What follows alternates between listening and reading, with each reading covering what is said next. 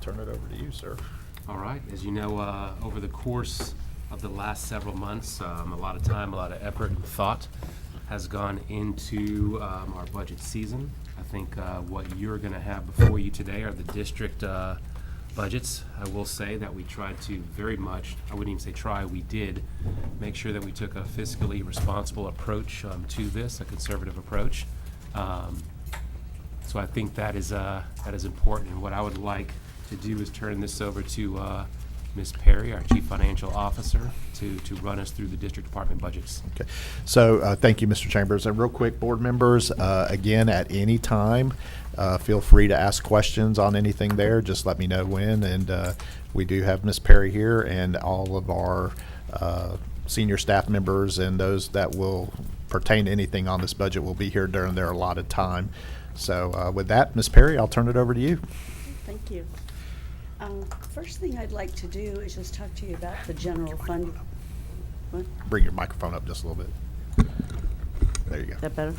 First thing I'd like to do is talk to you about the general fund revenue. Okay. In your book, if you'll turn to page 9.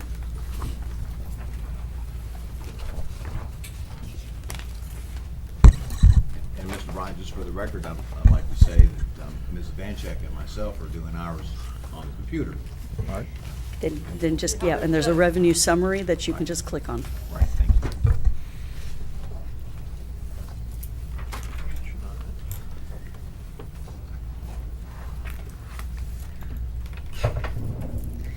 So this shows you as a comparison of revenue from the 1920, 2021, 21-22, and then the new year. And then it just shows you the increases that we are projecting at this point.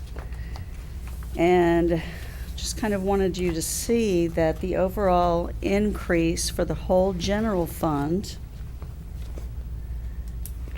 is projected to be $21.5 million, which is, it's very good. That's a combination of operating and categoricals. But that's for our district schools, for family empowerment scholarships, for charter schools, for everyone. Does that include the Mhm. categoricals as well? Yes, sir. All right. Yes, sir. Okay, in my opinion, Mr. Chairman, that's important for the Mhm. public to understand. That's not 21 million that we have full discretion over. Exactly. Right. If you'll look at your packet of papers, the first page is the schedule. The second page is an overview of what our operating revenue truly looks like for our district schools. So even though it's showing a $21.5 million increase, the increase in operating for our district schools and the scholarships are $9.1 million. Out of that, the scholarships always do cost us a little bit more, the family empowerment. So I'm projecting that to cost an extra $2 million next year. So when it comes down to the general fund operating Ms. Perry, revenue. would you mind, Uh-huh. Mr. Chairman, Yes, if sir. I ask questions? Yes. As Of you're course. kinda when you say scholarships, might you explain that just a little bit? The family empowerment scholarships, those are the scholarships for the private schools. And also McKay has been rolled into that. We receive operating and categorical fundings for all students. When they take the scholarship money back from us, they take it all out of the operating budget. And so that would be money then, that should a child's family decide for them to go to a different system, a private system, for example, then that funding leaves the school district and goes with that child. Is that right? Right. And we always are hit harder on the operating side, because like I said, they give us the money in categoricals, but instead of taking it away from categoricals, they take it all out of operating. And that's an important point. They take it all out of operating. Mhm. So when you come down to it, then your operating is really only projected to increase about $7.5 million. Then I know that our retirement's going from, a base retirement is going from 10.82% to 11.91%. That, I've calculated that to be about $1.8 million. Gulf Power met with us and told us that we needed to expect an increase of about 800,000 in electricity. And the minimum cost to fund a $15 hourly rate is going to be 2.9 million. So just those three items total 5.5 million. Do we They- not get any kind of discount with the electric? FPL. No. Like, did they buy back any of our, if we do energy management or anything like that, they buy back some of that? No? No. So, ooh, that's a lot. And then There you was got. not a discount Right. discussed. Right. And not all of our schools are on FPL, Florida Power and Light also. So we do have some that are on Chelco and, There's a few. Yes. right, Yes. right. But most of them are Florida Power and Light. Right. And then also you can add in there fuel cost. Oh, yes, Yeah. yes. Well, see, after that, that's 2 million. Yeah. And then we know we're going to go up in fuels, any, Let's talk about that. So after you take those deductions from that extra, Mhm. including power. Right. So what's our number at now, our increase? 2 million, 2 million. Okay. yes. And then- So, and so then- even though we have increases in revenue, we have increases in expenses. And that 2 million is for every other increase for the district. for the year. And that would include, for example, salary Salaries, increases? fuel, and we know everything is going up. So I just thought that was important to point out. When people see the $21 million increase, they're going to think that we have. Well, and I think it's important that people understand that when, let's just say, across the board in the private sector, when salaries and prices go up, cost of goods go up with it because the cost is being passed down, and that's happening to us where it's being. yes. So when we order supplies from Staples and stuff like that, those are costs that are going to go up because, you know, they're passing that cost on to us. Exactly, exactly. All right. So, now that we've done the revenue, the last item in your packet is something we've been doing the last few years. It's an expanded comparison of the budget from last year to this year, by object. Oh, there it is. The first page shows the amounts by department. You can see it's a we have a almost $2 million increase, about 4%.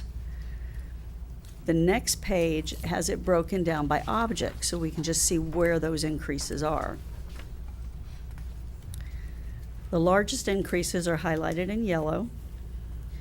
The first one would be an increase in salary and administrative and managerial salaries, increase of $375,000. But the majority of that increase is because, like, for instance, the facilities planning position for the permits, we changed from professional technical to administrative in order to try to get someone. We know that if we can hire that person, it is going to save money for the district. And that position is going to be funded through a capital transfer, so that's not an actual expense to the general fund budget.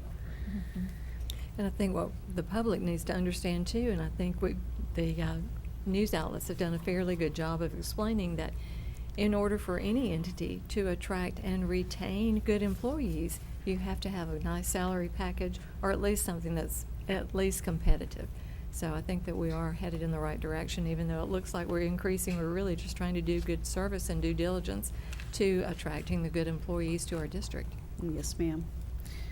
Another item, another position that's affecting that is the proposed community affairs position being changed from a secretary at support into managerial. That one will not cost the district any more money. It's a combination of what we're paying plus what the foundation is paying for her.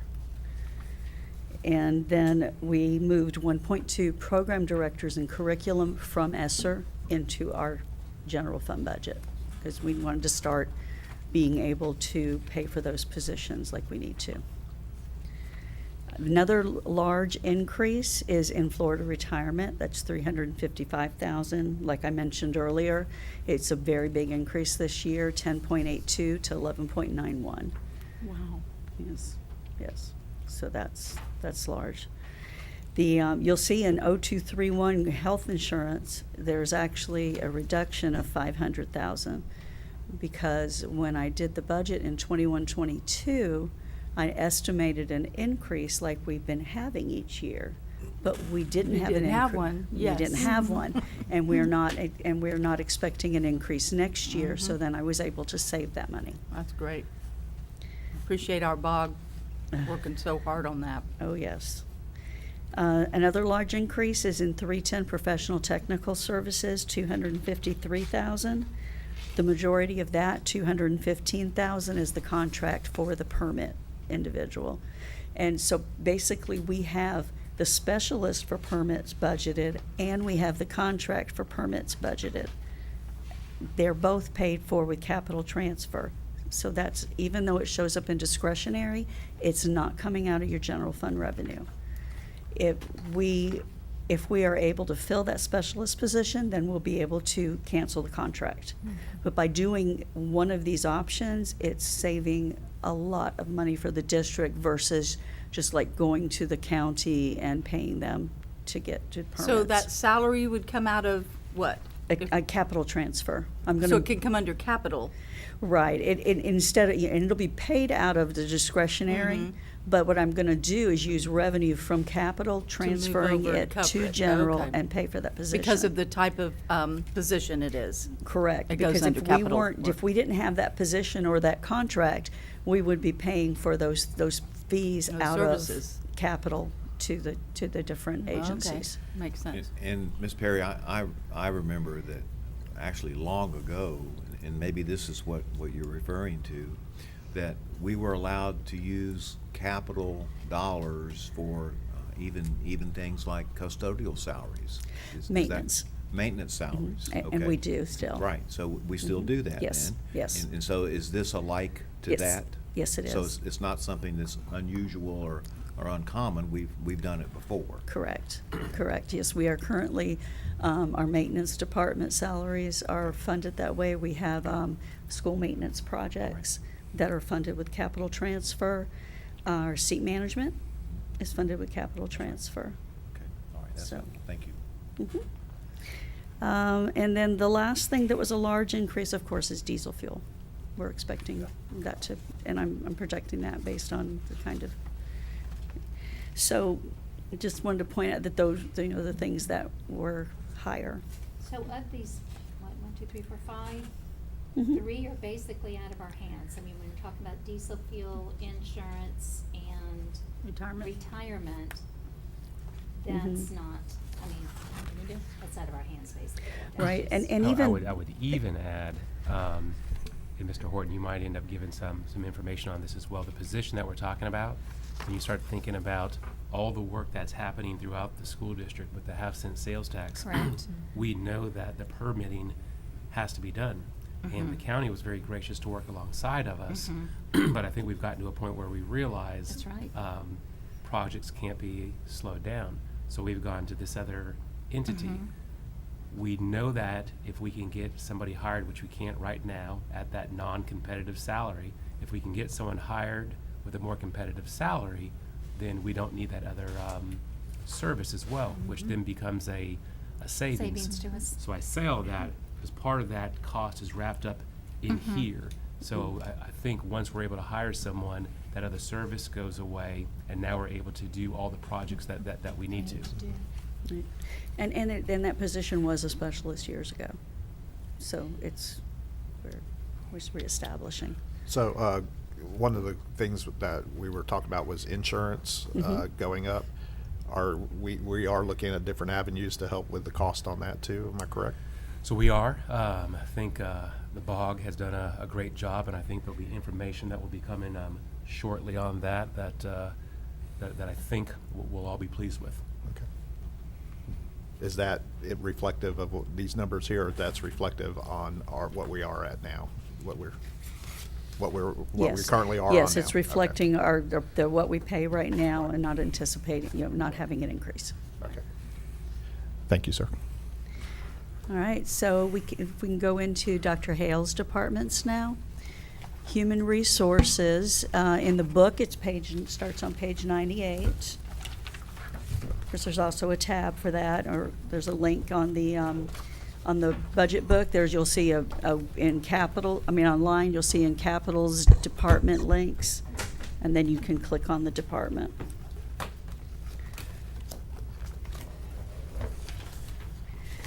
In the packet of papers I gave you, it is, let me look, page 18 in this packet.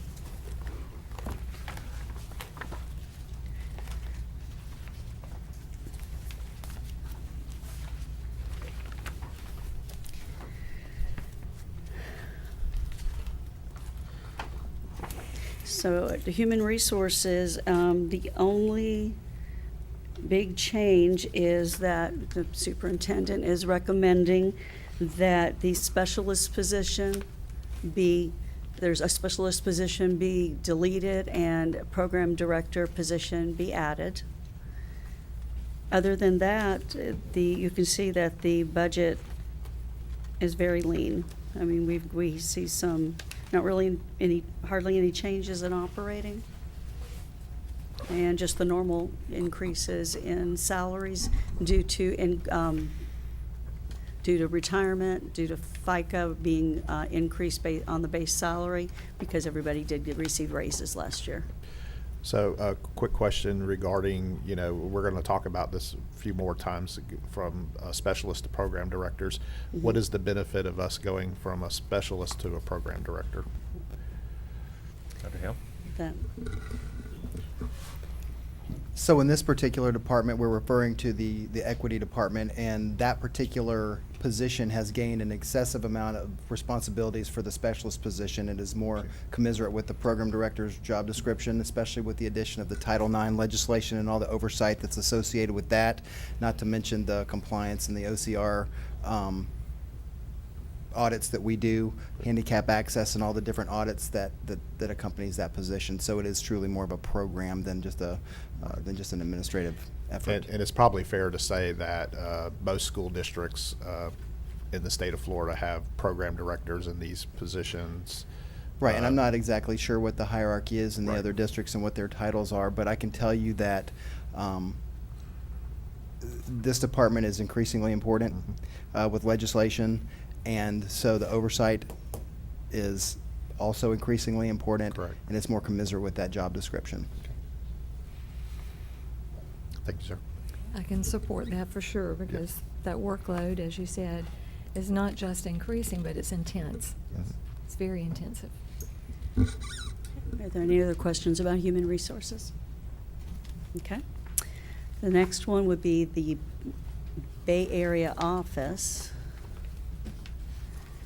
Let's see. The expanded version of the comparison of the budget is on page 4 of your handout.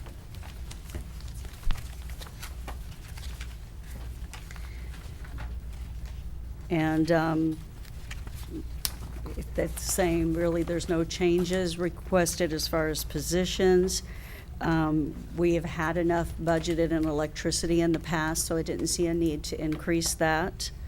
And it has the normal salary increases and the decrease for the medical insurance. Okay. And then professional services. And you'll just stop me if you need to, right? Professional services, page 24. The same thing. As you can see, just normal increases for salaries, retirement, very small increases in operating.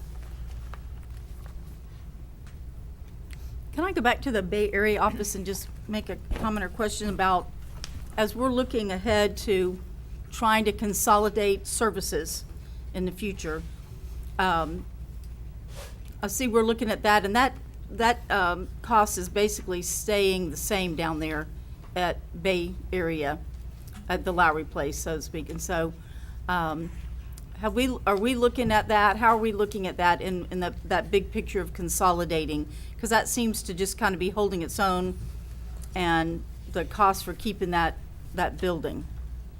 What are we looking at for that? Yeah, so we're still moving forward. So as you know, we have more of a accurate cost for the central facility. I think that was step number one, because we didn't want to go out and do something before understanding this facility.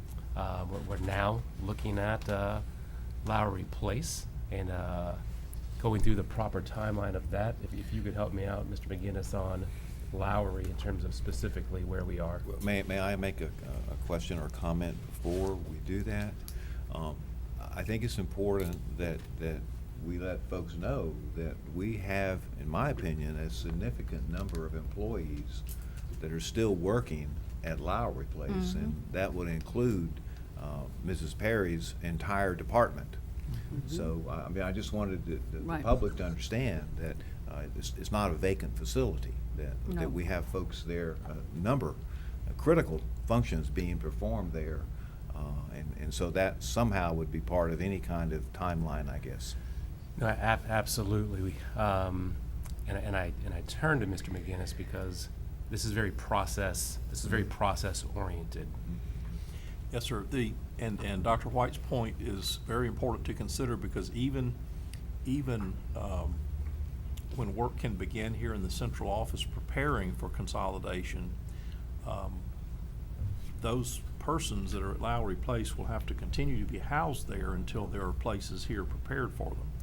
So even if we begin to look, as we begin to look at the potential for surplusing that property, we have to take into consideration a time schedule and calendar that will allow us to maintain it as long as we need those employees to still have places to operate. So that's gonna have an impact on the way in which that we deal with any potential surplus of the property, because we aren't gonna be prepared to immediately be able to vacate that property, and that'll have to be figured into that scenario.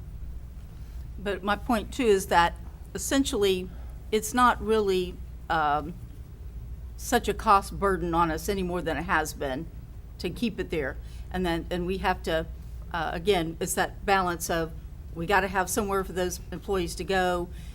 On the other hand, the revenue from selling that property, or what do we do, will help. It's kind of, both sides have to work to get that change, so. But in what I was seeing here, it's pretty much staying the same, the cost of keeping it maintained down there. So that's good, and that it's not a drag to us financially so much in making that decision. Thank you. But I think it's also important to note that moving forward, we are looking at ways to be better stewards of taxpayer dollars in the future. And I know with Dr. Kelly and the construction program, we're really looking at how we can turn this facility into what it's meant to be, and that's a central complex for everybody. So I think it's important that people know that we are looking forward instead of looking backwards when it comes to these types of facilities and what we can do to consolidate it into a central location. So. And absolutely, and just like we've said in the past, in this facility, we are not utilizing half-cent sales tax dollars. We're looking to not use operating dollars. We're looking to use other resources that are not, quote, citizen tax dollars, so to speak. Right. Okay. All right, the next department, professional services, on page 24 of the handout. There are no position changes requested, and these are just the minimal increases. And risk management is the next page, 25. The superintendent is recommending that the specialist position in that department be changed to a program director. Otherwise, as you can see from the breakout, there's really very little changes in the operating. And I'll just It's actually a comment, decrease. if I can comment regarding risk management, Mr. Chambers, Dr. Hale, Ms. Perry. Really appreciate the emphasis that we put on risk management here over the last 4 to 5 years, and just to see how much it is one of those departments that can help us save money by educating our employees, having somebody in there like Russ and his team that are dedicated people who understand what risk management's all about. And I appreciate the fact that we put an emphasis on risk management. And I think in the long run, it's going to be a very beneficial part of how we run this school district when we have somebody like Russ in that program director's position, where he's going to have the resources and to be able to run it even more effectively than what he is now. So. Not only is he working to help the district save money, and you mentioned our employees, in educating our employees on how to save money with the increasing cost of health insurance, so. And That's a- also, I feel that what we do with risk management and the benefits that we have are going to play a major role in the future of us retaining and obtaining employees. I think that's central. I mentioned in something lately that, we still pay that employees piece of the insurance and things that we do. So I think it's important going forward. So I totally agree that that position is becoming a lot more labor intensive and also important into the big picture of our district. So I agree with that. And in the past, that position has been a program director. Right. That's right. And real quick, Russ Frakes is actually a risk management. That's what he went to school for. That's his thing. So I know with FSBIT, out of all the risk managers, he's the only one that is actually, a risk manager by education there. So that's what he went to school for and all. Great. So I think that's a plus for us there too. Yes, that definitely. All right, so does anybody have any questions about Dr. Hale's centers? All right. Thank you. You can just leave all that.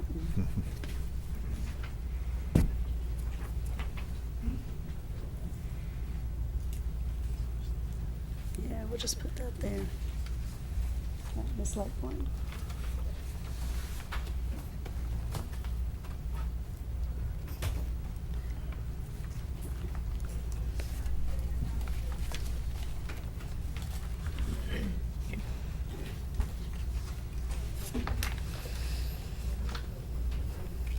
All right.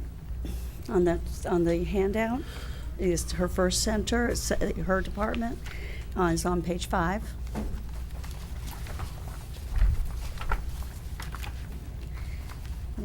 There's no recommended position changes.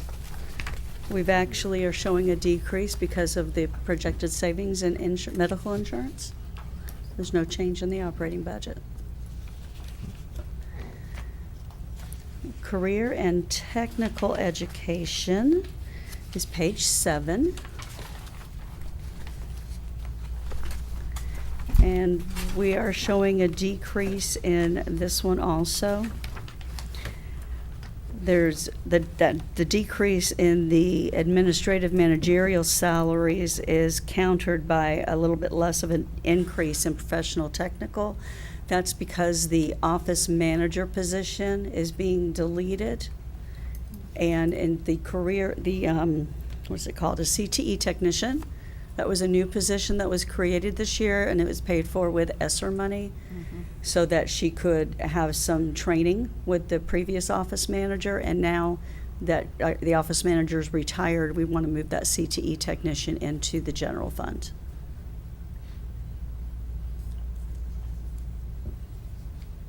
Okay. All right, the curriculum is page, I'm getting there, page 12.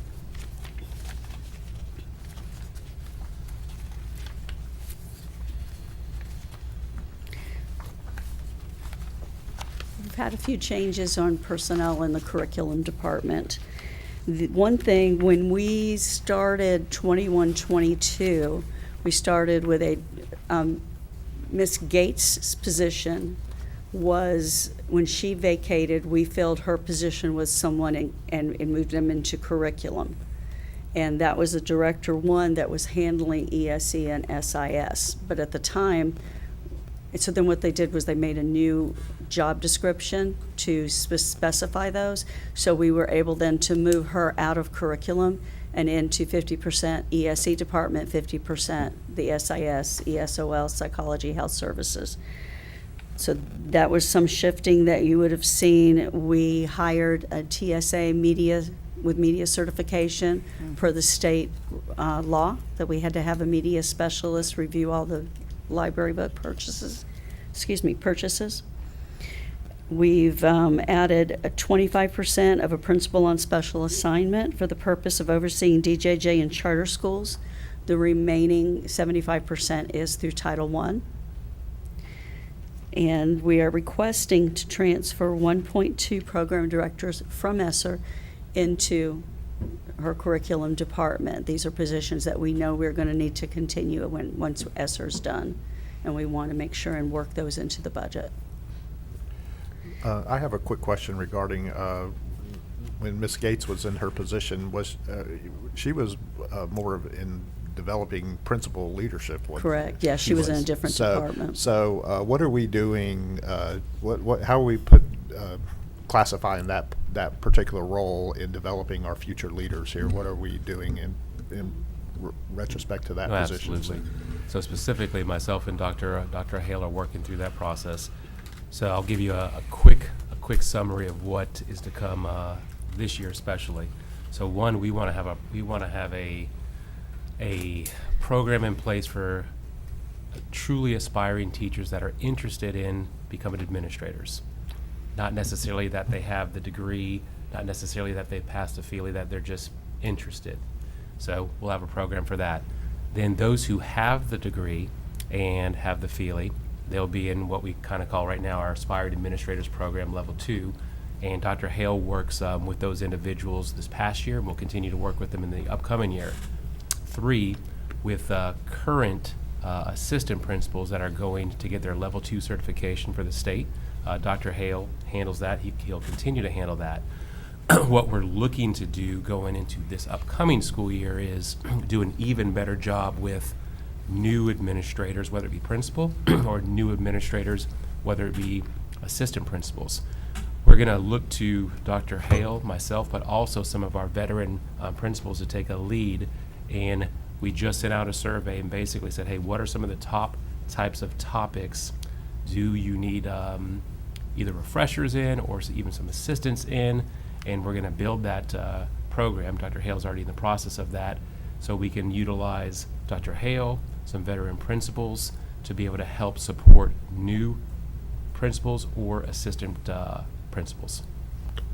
Part of Ms. Gates was also, I believe, at one time, evaluating principals. Is that still required, or is that still being done, or how Yeah, is? so that's still required, but Okay. we do not have that position. So it's gone back to how we used to do it, where there's several folks at the district office who are now assigned particular principals.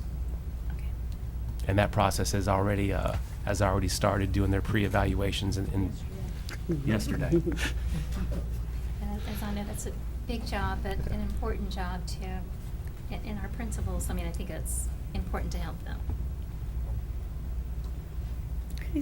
Okay, the next department is exceptional student education, page 16 of the handout.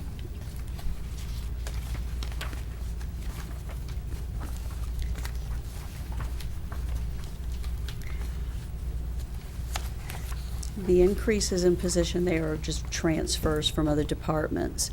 When we started the year, we had a half of a director that was shared. It was shared by ESE and SIS. What happened was we took the half that was from SIS, moved it all to ESE. So we have a full director in ESE, and then the director one, like I mentioned earlier, was half of it was transferred from curriculum into ESE. So that's why you see that increase, but it was just transfers from other departments. All right, staff development.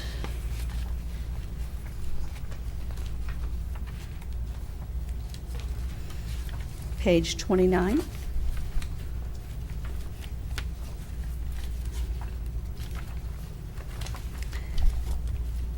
There were no position changes, I mean, there's a change, like, for instance, there's a decrease in the salary, but that just can happen from different, depending on who's in the positions.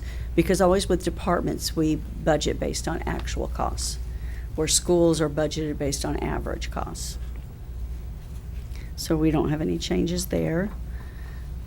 The SIS attendance, discipline, and athletics is the next page.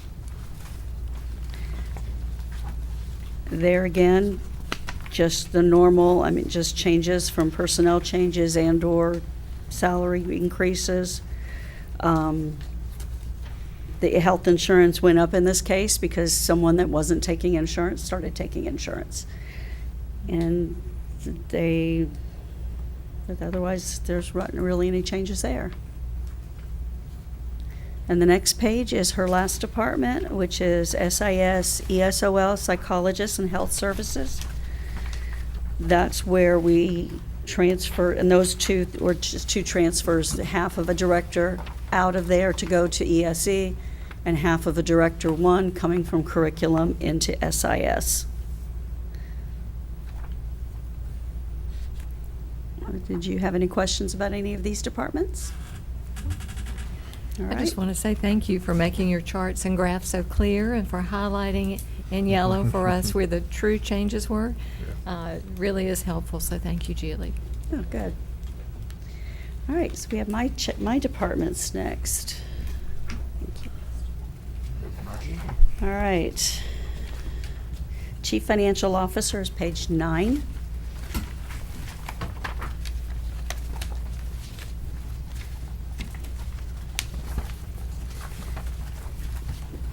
We've had some personnel changes like over in payroll and such, so the changes you're going to see are just the normal ins and outs of different people and their costs. So I have a question regarding Yes, sir. salary and administrative. Yes, sir? It went down. Yes, sir. That's it. So, you know, and I look at that because, you know, you were in the intern position, but, you know, we were also paying you the stipend to do that, the roles that you have now. So I just want to say thank you for stepping in for those couple of years that you did to get us where we are now. So, Yeah. but thank you very much. Thank you. Yeah, and I was paid, when I was paid before, I was paid through the budgeting department because I was still budgeting director. Good So, to know. Thank you. it's all good, yeah. So really, like I said, that salary, non-instructional, it just went up some because, like I said, I have a couple of different payroll clerks and so things like that, just normal changes. The accounting is going to be back on page 3. And I don't have any requested changes for that department.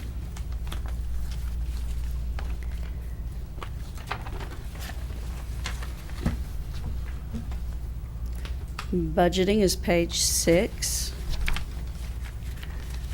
No requested changes for budgeting.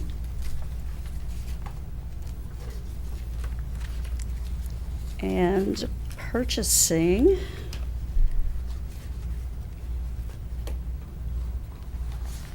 is page 26, and I have no requested changes for that.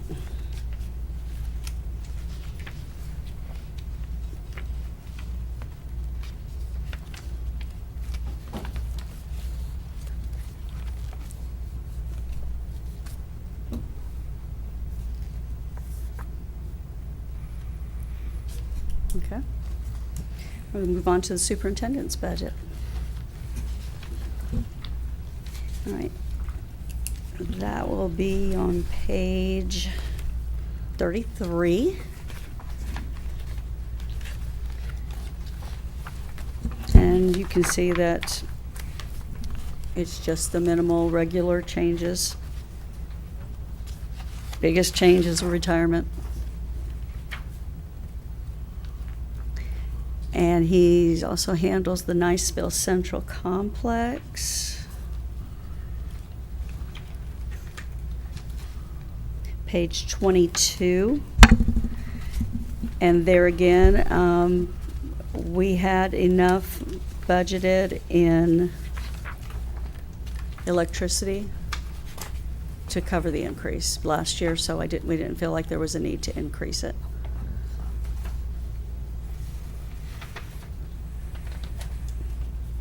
And the school board's budget.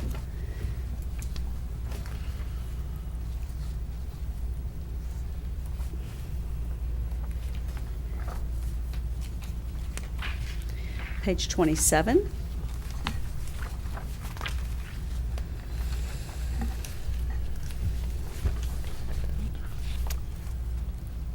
As you can see, it's just the biggest increase again. I mean, out of that $39,000 increase, $30,000 is retirement. Right. And So then everybody's been keeping very lean budgets. Right. Well, we also have it budgeted here to where, like out-of-county travel, we are in an election year. It is possible we could have 3 new board members that would have to travel for training. So we have up that increase there. Then also software subscriptions, which would be board docs. And so that's some of the reasons why you see the increase going up in dues and fees. Right. Because we are part of the Florida School Board Association, so that's money that goes to that particular group there. Yes, sir. So how, I know that board members' salaries, that's set by state, Yes, ma'am. because that's by statute. So how is that funded through the state then, since they set it? I know we have, We fund it through the operating budget. okay, so they send that once, Well, we use our Well, operating budget yeah, to fund what they okay. tell us to pay. of course, they don't decide that till later, Like, yes, usually. I think around It's strange. September or something like that, yes. So you just go by what the estimate is? Yes, yes. Well, and I have a comment about that. Mhm. You know, when those salaries are set by the state, those salaries include retirement benefits, if I remember correctly. But that's not always the case, as has sometimes been said, that those board members that might have already retired from the Florida retirement system, does the school district pay them any additional retirement? No, No. no. And that's an important point, because that's a misnomer in the public. Yep. They are not earning any additional retirement from FRS. Correct. Yeah, and I just wanted to point that out. Thank you, Ms. Perry. Mhm. And real quick, Ms. Perry, under dues and fees, I forgot that over the years, the Value Adjustment Board is something that we didn't know that we were responsible for paying. And then I think it was the year before. That's what they first And billed. then you're going to see that on there now, which is $6,000. So that's another reason why you see the increase in fees. So, and I think we had to bite that elephant with one big bite last year. So We got away with it for a while. right. Yeah, yeah. Okay. Right. Mr. Horton?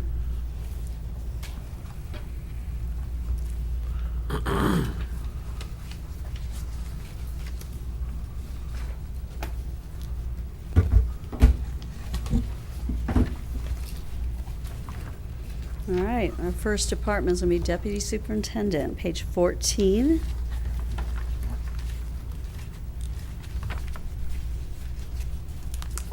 And you'll just see the normal salary changes. And his operating budget didn't have any change. He just increased and decreased.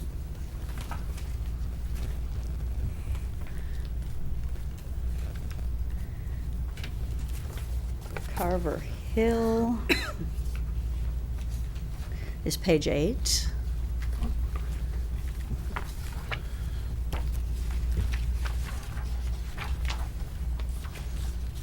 Again, checked the electricity, we had enough budgeted there. The changes are due to personnel changes and changes in insurances. We actually have a reduction in that department.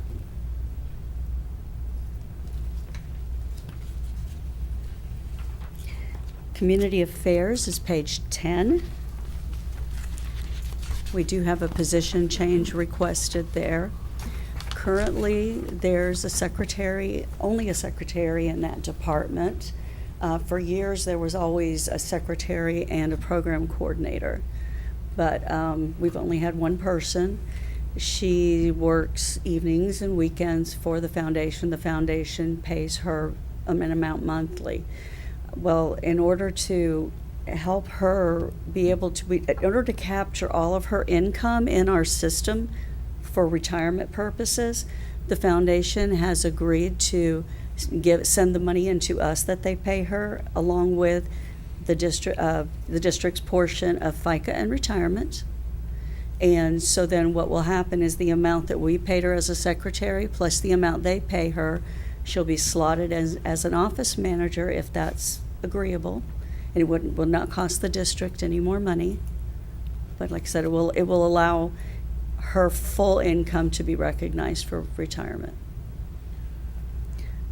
So. And I certainly support that. And these days, trying to get and retain valuable employees, I think it might be important that we do whatever we can so that we don't have a bunch of vacant slots everywhere. So And this particular employee definitely earns all this.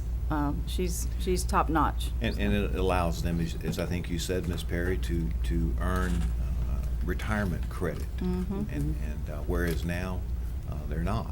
Right. And so we've always looked at that as an incentive to retain and get employees, along with, as Ms. Ivanchek said, insurance. So I think that's it would probably be unfair not to do that, frankly.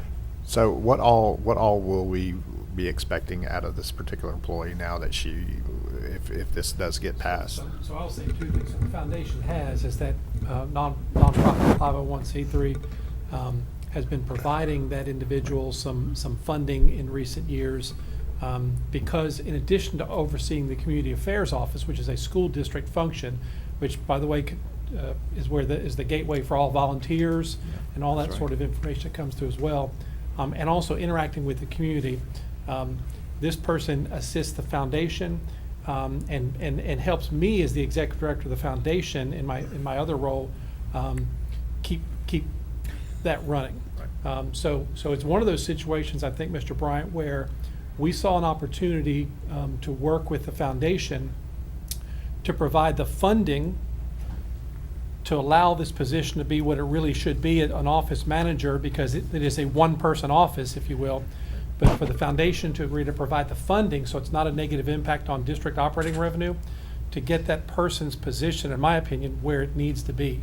And so it was an opportunity to do that, not increase operating revenue costs on the district side, which is a good thing.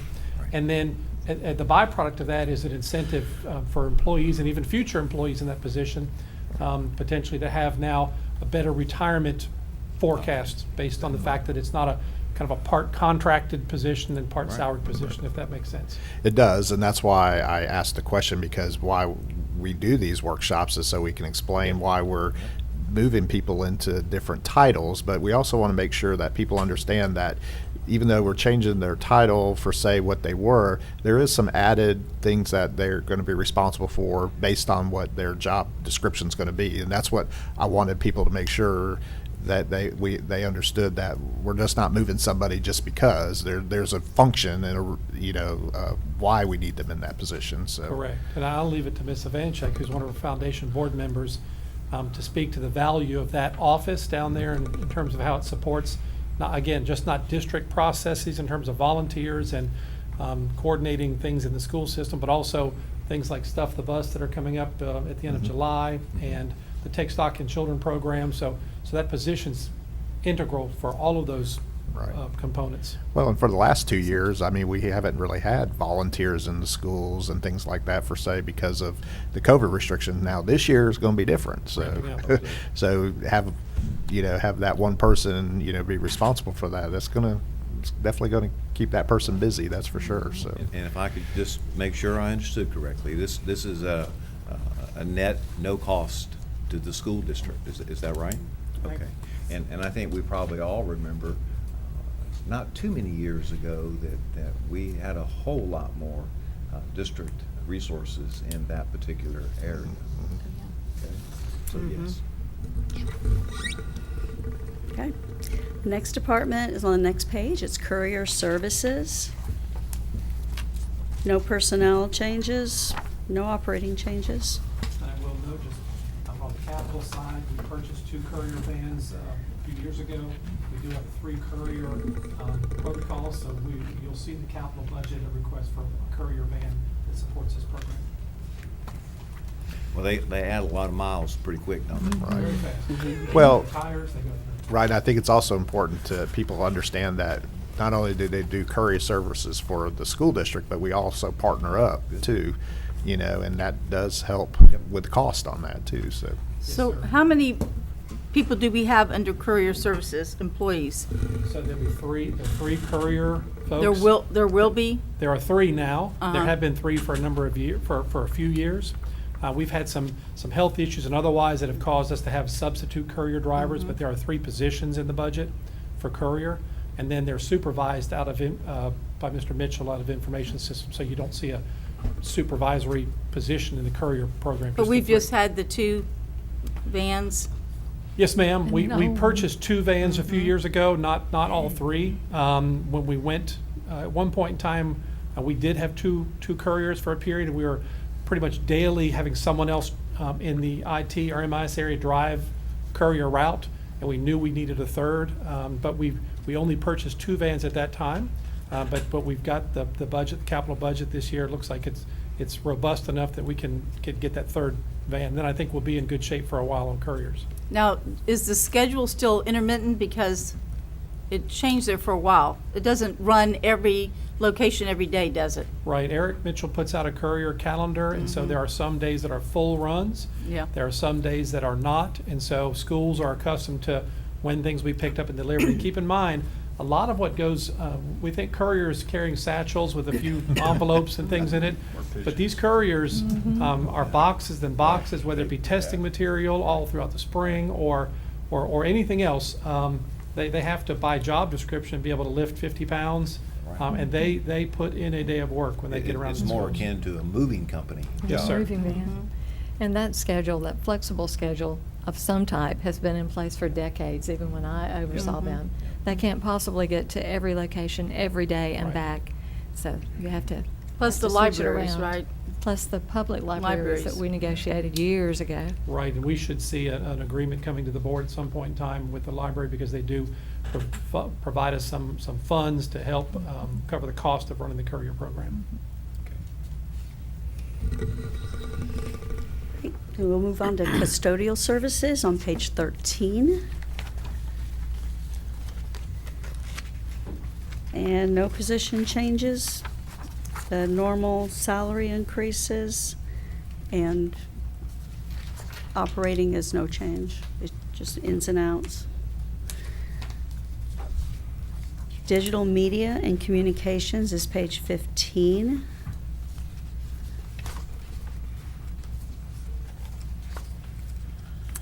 The overall increase of just $1,000. It looks like we have some decreases in the salaries because when we budgeted last year, we budgeted based on just a to be determined, and so the actual person costs a little bit less. Software subscriptions are and technology supplies were the biggest increases, but they're offset by the salaries. And again, I'll just point out that I'm really happy to see that we put an emphasis on this particular department, because it's so vital to get the information out through all of our social media platforms, communication. We do a great job with our webpage and everything, and I just think this shows our commitment to be as transparent as possible with the information that is given us to give out to the general public, and I really appreciate seeing that on as a investment is the way I look at it. So. Yes. Right, facilities planning, it's page 17. It increased by $236,000. You can see that the major increase is $235,000 in professional technical services. That's that $215,000 contract we talked about earlier for permits, and it is funded with a capital transfer. There's also, the specialist is also funded in that position, in that center. So, otherwise, it's, some increases in gasoline, which we would expect, and some technology supplies would be the biggest increases.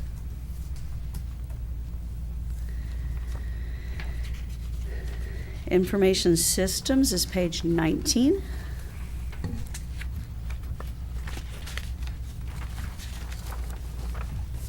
In February, we did delete the programmer analyst and add the computer operator per your approval. We are requesting to transfer one online data technician from information systems to school safety. Otherwise, there are some increases in their budget, like technology supplies and print and copy services and software subscriptions, and we have some professional and technical at $20,000. But that's, those were all kind of unavoidable. Just some costs of increases of things that they do.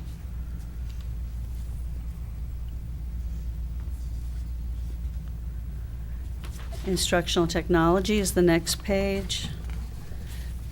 That one, there's no net operating increase. It's just the normal with the salaries. The next page is maintenance. In last August, they did change a site-based technician to an air conditioning and refrigeration. There's no other changes requested for positions. The big increase in their operating budget is gasoline. It's half the increase. Pretty much. Yes. Are we pretty much I fully staffed with maintenance in our critical positions? Last check, there were a couple of positions in the trades that we Right. were still working for. I mean, HVAC is always going to be a challenge. And so I don't think we're full, but I'll get an update to you on that.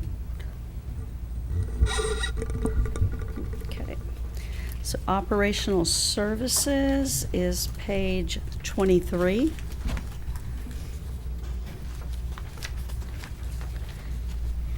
That is Mr. Myers, that's Mr. Myers' department. And that, again, it looks like kind of a large increase in the salary, base salary. That's just because it was a to be determined versus an actual person in the position.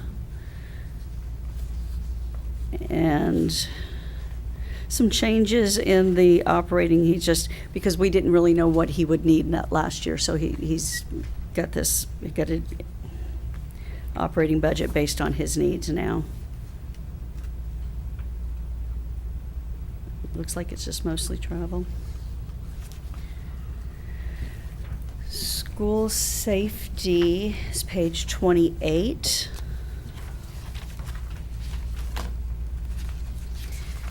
Last November, the board approved the addition of one tech, safety security management. We're requesting to transfer that online data technician from information systems into this department. And Mr. Chambers is requesting to change a specialist to a program director. And if I could, board members, what you're seeing here is a very noticeable focus in the area of school safety under your leadership and Mr. Chambers. We have more trained eyes at schools, looking and making sure that we're doing things the right way, communicating with principals, whether it be on security, whether it be on threat assessment from a situation that might develop during the school day with a student. So it is to me, a notable increase. And I think the folks we brought into the department have very specific skill sets, some of them in radio and communications expertise, and a lot of times the county reaches out to us for information on that. And then on the threat assessment side, and then our the leader of that particular department, Danny Dean, who we're requesting be a program director, is probably one of the most certified people in the state of Florida as it comes to what he's done, accomplished, and knows. So I would absolutely recommend this budget to you. I totally agree that having Mr. Dean in that position was probably one of the best things that we could have done especially after the Parkland situation, as far as our commitment to safety and how it's blossomed to where it is now to, like you said, I mean, I hear it across the state, how Okaloosa County is one of the leaders when it comes to school safety, so.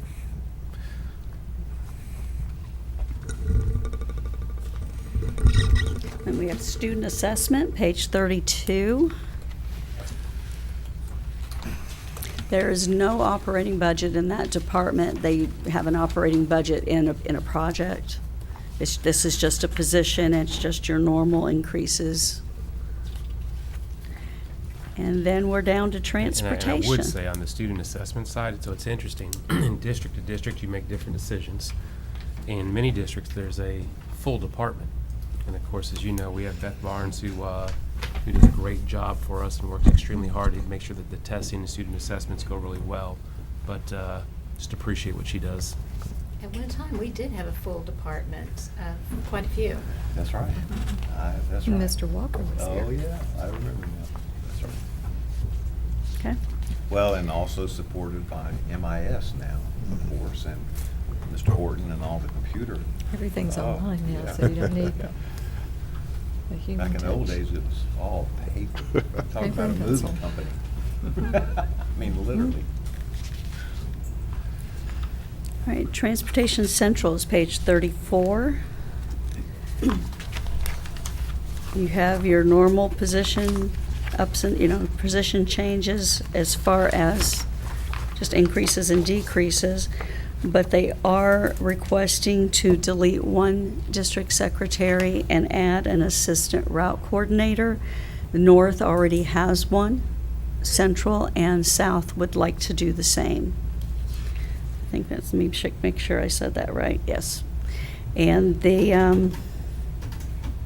their budget, their current budget that they had this year, it still looked like it was enough to cover the diesel fuel for next year, so I didn't recommend any kind of an increase in diesel fuel for that department. So real quick, we're changing that position from a secretary to an assistant route coordinator. What's the benefit for that? For the district? Yes. So it's really, to me, a recategorization of what the employee is doing right now. So I always feel it's important to have people in jobs and job titles that reflect what they're doing. So these folks are doing route coordinating and working with drivers throughout the day. And so I think it's important that it's an alignment from that perspective. And it gives us a little bit of longevity. So when you talk about, people in silos and one person has a skill set and no one else does, then that person leaves and then you're scrambling. So I think it also gives us the opportunity to build some ability within our schools, in our district to have that happen.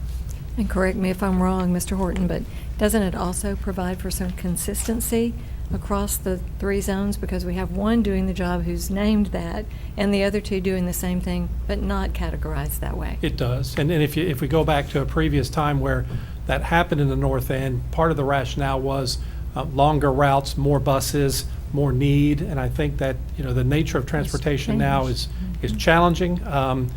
Because every day, it seems you're looking to try to find a way to get a particular route covered and not have the buses be so late. And so it's a daunting task to do it. And they do a great job with it. But you're right, it does equalize what's happening in another part of the district. So the next page is Transportation North. And their biggest increase, they have two large increases. One is for software subscriptions, $52,000 for the software that they use for the buses, and the other $100,000 in diesel fuel, which we expect that. And Mr. Horton, do you give a brief description of the software subscription? So The board knows last year we brought on an app that would allow parents to be notified when their bus was running late. And so as within any kind of new software rollout, there's folks on the district side getting used to deploying it, and then parents and making sure we communicate with them to download that app. What we're going to do this fall, as I've talked with Jay, Mr. McGinnis, and one of the things that we're going to do this fall is look to pilot a more robust app for bus notifications for parents that might provide them more in-depth information about their student's bus. It's not something we want to roll out across the district, but we're looking at doing that on a limited basis this fall to see if it can be something we can go forward in and expand. So I have a question going back to Central. I noticed that south and north, the diesel fuel cost went up, but in Central it stayed even. So what's the reason behind that? Have you bought gas across the district lately? Is it because it's cheaper They- here in Niceville? That's well.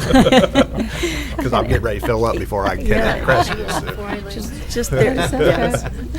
Gas buddy. In their case, I mean, the budget that they had was sufficient to Okay. cover. Okay, I just. And the other two, you know, they, I It's don't. always higher in Crescent. That's right. That is true. It is true. Have you been to Destin lately? Look at our gas prices. Yes. Yeah. Thank you, Ms. Perry. And the last one is south, and like you said, diesel fuel up 100,000, and then tires and tubes are apparently going through more than they anticipated. That's going up 50,000. But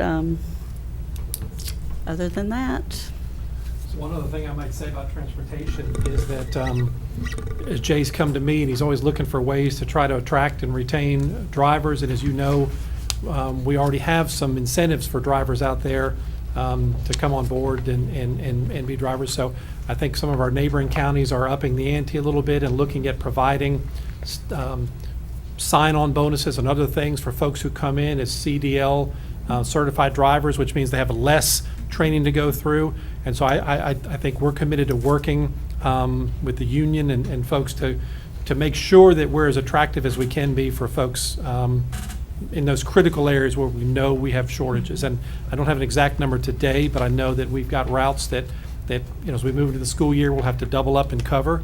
So we still want to do everything we can reasonably to be able to hire and retain drivers. And I saw the other day that Northwest Florida State has a CDL license program, so maybe we need to get a partnership with them and get ahead of their graduates. Yeah, and we that's exactly right. And of course, we have the ability within our own district. We have trained staff that can provide that training for our bus drivers and get them CDL tested. But just like a teacher program where folks graduate with credentials in teaching, if we can tag on there and get folks who have their CDLs and they want to come and drive a bus instead of an 18-wheeler across the country, we'll That be was my happy to do thought, that. yeah. Yep.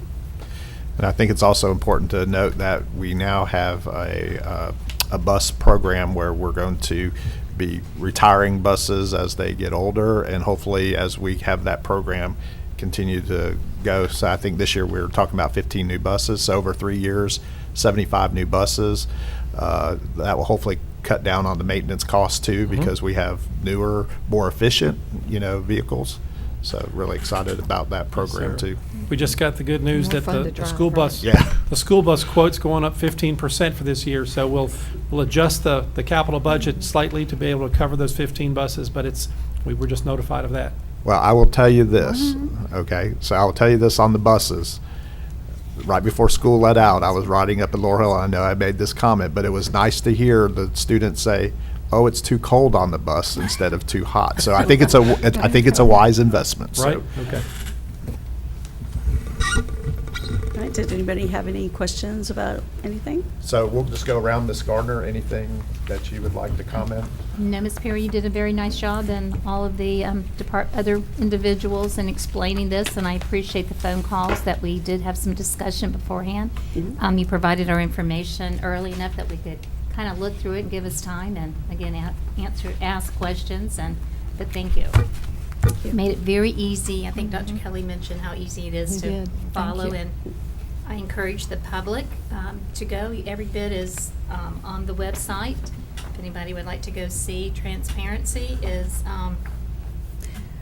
there. Yes, and I'll have the department book posted this afternoon to the website. Nice, very nice.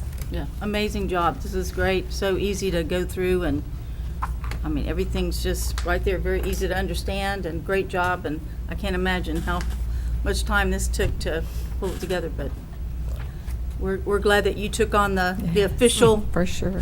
position now. Thank you, I appreciate it. Well, you took the job, now we want you to keep it. Right. Well, I did tell her, she sent out an email that still had interim on it, that she needed to take that off. Take that off there Make quick. sure that we- Make sure. But our She hasn't departments changed her have worked mind. hard to keep our Yeah. budgets under, They in have. balance and Mhm. nothing extravagant, and, Yes. yeah. And again, I don't know that the public realizes how complex with the money coming and having added ESSER in the last few years. I think I asked you the other day, what, are we on ESSER? You got, I don't know, it's about ESSER 25 or something. But, A lot of ESSER. yeah, a lot of ESSER. And so we just don't get a bunch of money and we can just do whatever we want. A lot of categorical pieces of everything that has to be looked at and checked off and required to do, and things that are, like we mentioned a couple times, out of our control, that we just have to do and find a way to, a lot of times we're mandated to do things that we're not sent a page, a check to cover it. Yes, We have to ma'am. find another way to cut it out of the whole budget, so. We work within our budgets, don't we? We absolutely do. I mean, we have to. So, Yeah. Dr. Kelly? Well, I'll just echo, thank you, Julie. And for the public who, like Ms. Ivanchik said, not only are there layers of the budget, but in addition to having to have a balanced budget in order to keep the A+ ranking, there are so many audits and strings attached, and so many ways that we have to be audited and reviewed and looked at and make sure every penny is accounted for. So there is a lot of stringency that goes on in your department, and I just want to thank you for that. And since I mentioned that, could we take just a little pause and ask the superintendent if he's heard that noon announcement? No, absolutely. As we talked about in our previous board workshop, we received word that at noon, which turned out to be 11 o'clock our time, that we'd received word on school grades, on district grades. And I will say that we are an A+ school district again. Congratulations, everyone. I think I'd be remiss, even though we talked about Amazing. it. Arguably, the most difficult year we've had in this school district, and then we know all the challenges that have taken place this year. But again, it is a complete testament to the work that's happening at the school level with our teachers, support staff, and administrators. The support that happens at the district level. Each of you 5 board members, the support that you give, the conversations that occur throughout the week, the questions that you ask. When we talk about that behind you, and we talk about the OCSD family, it shows that even in difficult times, you can continue to press forward. So I always say, it's not about rankings, it's not about ratings, it's about doing what's right for kids. But I will say, in a very tough year, this is probably my most favorite A ranking for a district. Yeah. Mr. Most Chambers- hard-earned. Sorry, Mr. Bright and I were just talking earlier about leadership, and we've been thanking the teachers and everybody, but thank you for your leadership. I mean, it does start at the top with your vision, and you've been a great leader, and we do appreciate what you've done for Okaloosa Absolutely. County, because leadership does start at the top. I appreciate We that. appreciate that. That's, yeah. It starts absolutely. there. Anything else, Yes, Dr. Kelly? exciting. That's all I have. That's plenty. So That's good to huge. hear. Thank you, thank you. Dr. White? Just thank you again, Ms. Perry. Appreciate it. Yeah. And I will too echo, thank you, Ms. Perry, for everything. And again, it's, I just hope that people see that out of everything that we do as a school board and as a school district, our job is to keep the public informed on what is going on with their tax dollars. And having this budget workshop is just another way I feel that we are doing our part to show people how their tax dollars are being spent. And, this is being live streamed as we talk, so people can watch it. But I appreciate the fact that Mr. Chambers and his staff and everybody is here to go over the budget. And like Ms. Ivanchek said, you know, you called us earlier in the week to answer, for us to be able to ask all the questions that we needed to ask. And by the time we got here today, if there was any other questions that could come up, you know, we can answer those questions to our constituents out there. So just thank you very much, Mr. Chambers. Again, thank you for your leadership. Board members, thank you for your efforts and time to be here today. And I'm going to adjourn this. I just want to say one thing, and I do want to thank Julie and your department for putting all this together, so very much appreciated. But I also want to say to folks who are watching here today, they may not realize as we go through all of this, as you all know, it started several months ago, having conversations with each of you. Each of you provided input as it pertains to budget, as it pertains to dollars. Each of you asked questions about some of the direction that we're going, not in a negative way, but just making sure that you have clarification. I know that you've met with Julie as well on other occasions, and also Mr. Horton as well. And then as recent as this coming out, being able to ask questions. I say all that to say, I just appreciate the involvement and how much you all take this seriously to ensure that we're utilizing these taxpayer dollars correctly. So thank you. And the school grades, are they, each individual school, those are out, right? Those On those the are out. School district? Those are out as well. Are they on our website? Not, probably not there yet on ours, but on the state? Of course, they were just FLDRE. dropped right now, so we'll be on that quickly. I'm sure Ms. Demers is over there figuring out how to put it out there for us. She has started. Dr. Get Hale's already that been in good contact news with her. out. Yeah. That's exciting. Well, before I adjourn, Greg. George, I was looking at you, Greg. So, Ms. Appleberg, anything? Mr. Butler, anything? Okay, we appreciate y'all being here today, too. Thank y'all very much. This meeting is adjourned.